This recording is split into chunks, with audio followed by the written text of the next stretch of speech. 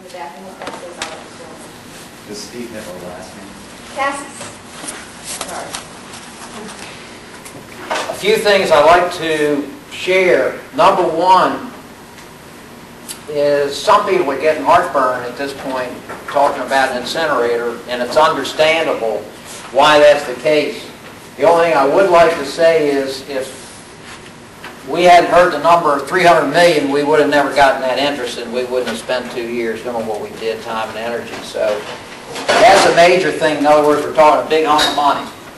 The second thing is we should understand that all the players in this are all, we've got a bunch of incredible people. Number one, we've probably got as good a board of county commissioners as we've ever had. They're astute, they're alert, they're sharp, and they want to do the right thing. The other thing is, one of the things I found out in my travels, we got a pretty darn good plan. We got a bunch of really excellent people. Mike Marshner, Phil Harris, and that team, they're just incredibly dedicated and professional. So we're very lucky. We are at a point that all we need to do is decide which, what's around the bend, which road to take. Okay, lights on, and you can answer any questions.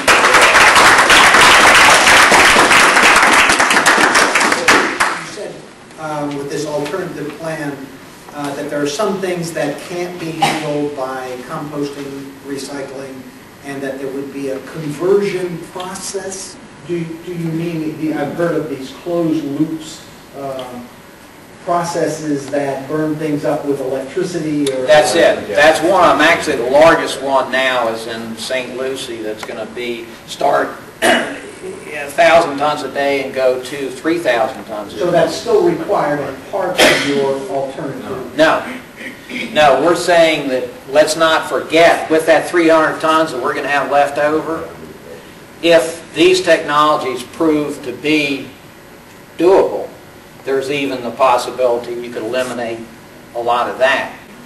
How can we seriously think about taking the easy way out and just burning all of our waste?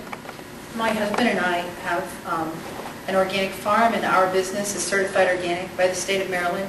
And what really amazed me, we just recently opened our second store in downtown Frederick, was that there was no requirement, and I'm starting to understand after the presentation about why businesses weren't required to recycle. That just had me completely flabbergasted when I found that out.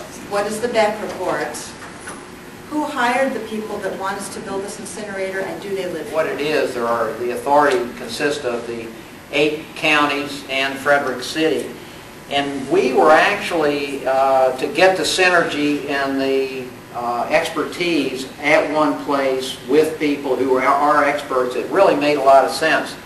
The only problem is we didn't ask for enough when we went to the authority and said, in other words, we got a problem, we need help. So what happened, we got focused on one technique, and this was the incinerator, rather than looking at taking the whole thing.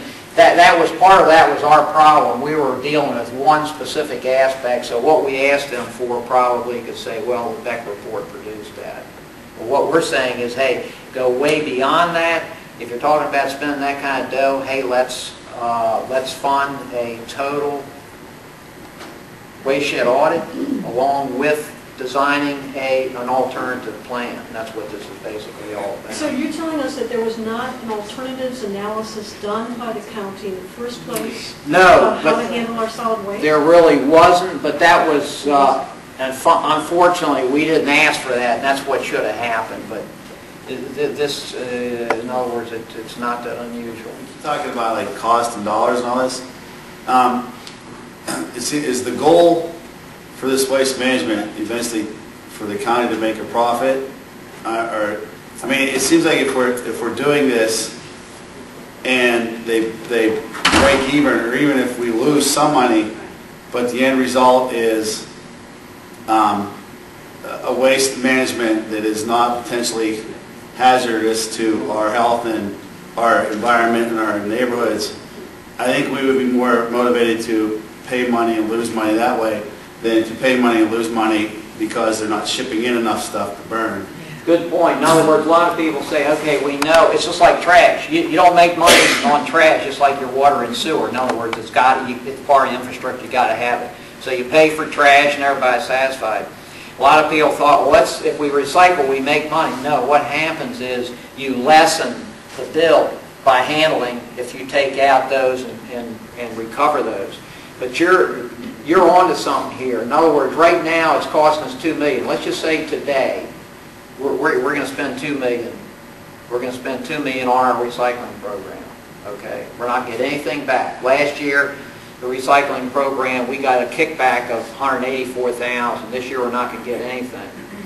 Next year, we probably will be able to get a little bit. But what we're saying is, okay, look, that $2 million, that $2 million that we're losing, that it costs to do that, if we had that material recovery facility, that MRF, and we operated ourselves, instead of having someone else do that and taking a very small cut of it, we would be taking a much bigger piece of the pie. We would also be controlling it.